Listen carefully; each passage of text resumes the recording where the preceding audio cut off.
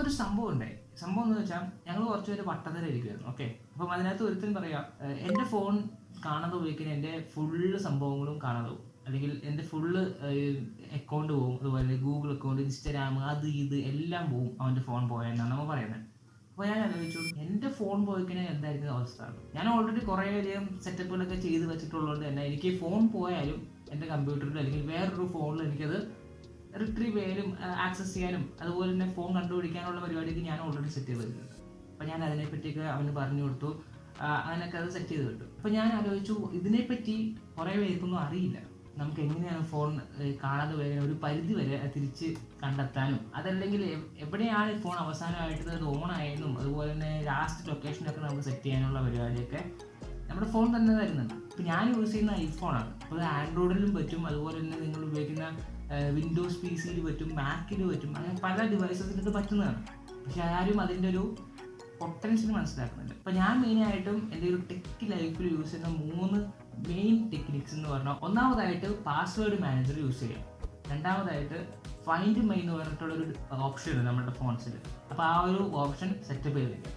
മൂന്നാമത്തെയും അതുപോലെ തന്നെ അവസാനത്തെയും ആയിട്ടുള്ള മെയിൻ കാര്യം എന്ന് പറയുന്നത് ഒതൻറ്റിക്കേറ്റർ ആപ്പ് സെറ്റപ്പ് ചെയ്യാം. ഇനി നിങ്ങളൊക്കെ നിങ്ങളുടെ ഫോൺ സെക്യൂർ ചെയ്യാനായിട്ട് വേറെ ഏതെങ്കിലും പരിപാടി ചെയ്യുന്നുണ്ടെങ്കിൽ അതും താഴെ ഡിസ്ക്രിപ്ഷനിൽ അല്ലെങ്കിൽ കമൻറ്റിൽ പറയുന്നതായിരിക്കും നല്ല കാര്യം. അപ്പോൾ ഫസ്റ്റത്തെ കാര്യം പാസ്വേഡ് മാനേജർ യൂസ് ചെയ്യുക. എന്താണ് ഈ പാസ്വേഡ് മാനേജർ? നമുക്കിപ്പോൾ നേരത്തെ പറഞ്ഞ പോലെ അവൻ ചെയ്യുന്ന പരിപാടി എന്ന് പറഞ്ഞാൽ അവൻ്റെ പാസ്വേഡും അതുപോലെ സകല കാര്യങ്ങളും അക്കൗണ്ടിലെ പല ഡീറ്റെയിൽസും അവൻ്റെ ക്രോം ബ്രൗസറിലാണ് അവൻ സേവ് ചെയ്യുക. അതായത് ഗൂഗിളിൻ്റെ തന്നെ നല്ല സുന്ദരമായിട്ടുള്ള ഫീച്ചറാണ്. എന്തെങ്കിലും ഒരു പാസ്വേഡ് അടിക്കുമ്പോൾ തന്നെ സേവ് ചെയ്യണോ എന്നൊക്കെ ചോദിച്ചിട്ടുള്ള ആ ഒരു പരിപാടി.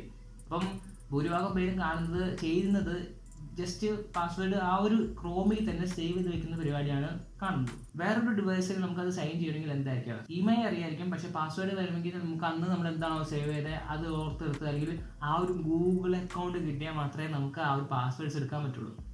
ആ ഒരു ഗൂഗിൾ അക്കൗണ്ട് സൈൻ ചെയ്യാൻ വേണ്ടിയാണ് നമ്മൾ വേറൊരു PC എടുത്തിട്ട് നമ്മുടെ ആ ഒരു ഇമെയിൽ അടിച്ചേക്കുന്നത്. അവിടെയാണ് നമുക്ക് പാസ്വേഡ് അറിയാത്ത അവസ്ഥ വരുന്നത്. അപ്പോൾ നമുക്ക് ഫോർഗോട്ട് അടിച്ചുകൂടെ എന്ന് വെച്ച് കഴിഞ്ഞാൽ ഫോർഗോട്ട് അടിക്കാം. ഓക്കെ, ഫോർഗോട്ട് അടിച്ചു കഴിഞ്ഞാൽ നിങ്ങളുടെ പാസ്വേഡിൻ്റെ ആ ഒരു എന്താ പറയുക റിക്കവറി കീയോ അല്ലെങ്കിൽ OTP ഒക്കെ വരുന്നത് ഒന്നിൽ നിങ്ങളുടെ സിമ്മിലേക്കായിരിക്കും അല്ലെങ്കിൽ ആ ഒരു ഇമെയിലിലേക്കായിരിക്കും. ഒന്നാമത് നിങ്ങളുടെ ഇമെയിലിൻ്റെ പാസ്വേഡ് നിങ്ങൾ അറിയാതാണ് ഇരിക്കുന്നത്. രണ്ടാമത് നിങ്ങളുടെ ഫോൺ പോയെന്ന് വിചാരിക്കുക, അപ്പോൾ നിങ്ങളുടെ ആ ഒരു OTP പോകുന്നതും ഏതിലേക്കാണ്, നിങ്ങളുടെ ഫോണിലേക്കാണ് പോകുന്നത്. എന്തായി, ആ ഒരു അക്കൗണ്ട് പോയ പോലെയായി. നമുക്ക് വേറൊരു ഓപ്ഷൻ ഉണ്ട്, ഇനി പിന്നെ സൈബർ സെല്ല് അത് ഇതെന്നൊക്കെ പറഞ്ഞ് പുറകെ നടന്ന ഒരു പരിപാടി കിട്ടുള്ളൂ എന്നാണ് ഞാൻ വിചാരിക്കുന്നത്. കാര്യം നിങ്ങൾക്ക് വേറെ വഴികളൊക്കെ അറിയാമെങ്കിൽ പറയാം കമൻറ്റിൽ. അപ്പോൾ അവിടെയാണ് ഈ ഒരു പാസ്വേഡ് മാനേജർ എന്ന് പറഞ്ഞ ആപ്ലിക്കേഷൻ വരുന്നത്. ഈ ഒരു പാസ്വേഡ് മാനേജറിൻ്റെ മെയിൻ ഉദ്ദേശം നമ്മുടെ പേഴ്സണൽ ക്രെഡിബിലിറ്റി ഉണ്ട്. അതിപ്പോൾ നിങ്ങൾ ഇൻസ്റ്റാഗ്രാമിൻ്റെ പാസ്വേഡ് ഇമെയിൽ ആയാലും ഫേസ്ബുക്കിൻ്റെ പാസ്വേഡ് ഇമെയിൽ ആയാലും ഗൂഗിളിൻ്റെ പാസ്വേഡ് ഇമെയിൽ ആയാലും വേറൊരു ആപ്പിൽ അത് സേവ് ചെയ്ത് വെക്കുക.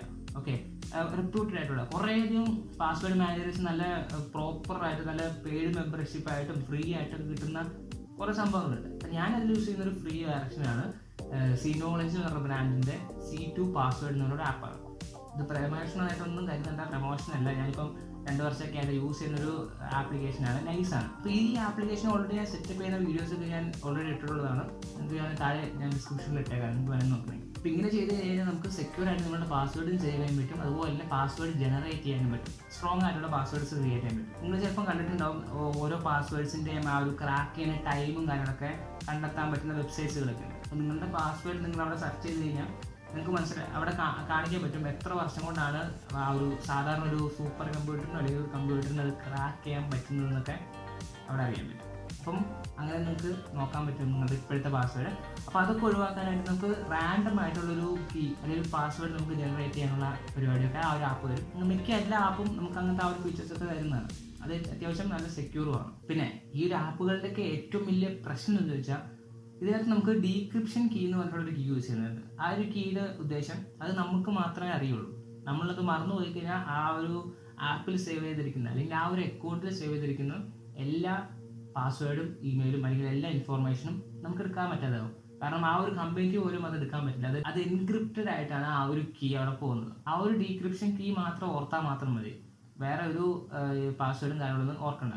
അത് ഇപ്പം ഞാനിവിടെ കാണിക്കുന്ന പോലെ തന്നെ ഇപ്പം ആ ഒരു എക്സ്റ്റൻഷൻ ഓൺ ആക്കി കഴിഞ്ഞാൽ എല്ലാം സെറ്റപ്പ് ചെയ്ത് കഴിഞ്ഞാൽ ഒരു ഡീക്രിപ്ഷൻ അടിക്കാൻ പറയും. ഇവിടെ കീ അടിച്ച് കഴിഞ്ഞാൽ എൻ്റെ എല്ലാ പാസ്വേഡിൻ്റെ ഇൻഫർമേഷൻ വരും. ഇനിയിപ്പോൾ രണ്ടാമത്തെ ഒരു കാര്യം ഫൈൻഡ് മൈ എന്ന് പറഞ്ഞിട്ടുള്ള ഒരു ഓപ്ഷൻ ഉണ്ട്. ലൊക്കേറ്റ് മൈ ഡിവൈസ് അല്ലെങ്കിൽ ഫൈൻഡ് മൈ ഡിവൈസ് അല്ലെങ്കിൽ ഫൈൻഡ് മൈ എന്ന് പറഞ്ഞിട്ടുള്ള പരിപാടി അത് നിങ്ങളുടെ എല്ലാ ഡിവൈസസിലും ഇപ്പം വരുന്നുണ്ട്. ഇപ്പം ആൻഡ്രോയിഡിലാണെങ്കിൽ ഫൈൻഡ് മൈ ഡിവൈസ്, അല്ലെങ്കിൽ iOS-ലാണെങ്കിൽ ഐഫോൺസിലൊക്കെ ആണെങ്കിൽ, അല്ലെങ്കിൽ ആപ്പിൾ ഇക്കോസിസ്റ്റം ആണെങ്കിൽ ഫൈൻഡ് മൈ. ഇതൊക്കെ ഒരു നല്ലൊരു ഓപ്ഷൻസ് ആണ് നമ്മുടെ ഫോൺ ലൊക്കേറ്റ് ചെയ്യാനൊക്കെ. ഇപ്പം ഫൈൻഡ് മൈ സെറ്റപ്പ് ചെയ്യാനുള്ള കാരണം എന്താണെന്ന് വെച്ചാൽ, ഈ ഇടയ്ക്ക് എൻ്റെ പപ്പയുടെ ഫോൺ കാണാതെ പോയി. ഓക്കെ, അപ്പം ഓൾറെഡി ഞാൻ ഈ ഒരു ഫൈൻഡ് മൈയും ബാക്കി എല്ലാ സെറ്റപ്പ് ചെയ്ത് കൊടുത്തുകൊണ്ട് തന്നെ ആ ഒരു ഫോണിൻ്റെ ഏകദേശം ലൊക്കേഷൻ കണ്ടെത്താൻ പറ്റി. അങ്ങനെ ആ ഒരു ഏരിയയിലൊരു കടയിൽ മറന്നു വെച്ചിരിക്കുകയായിരുന്നു. അപ്പം അവിടെ ചെന്നിട്ട് സാധനം എടുക്കാൻ പറ്റി.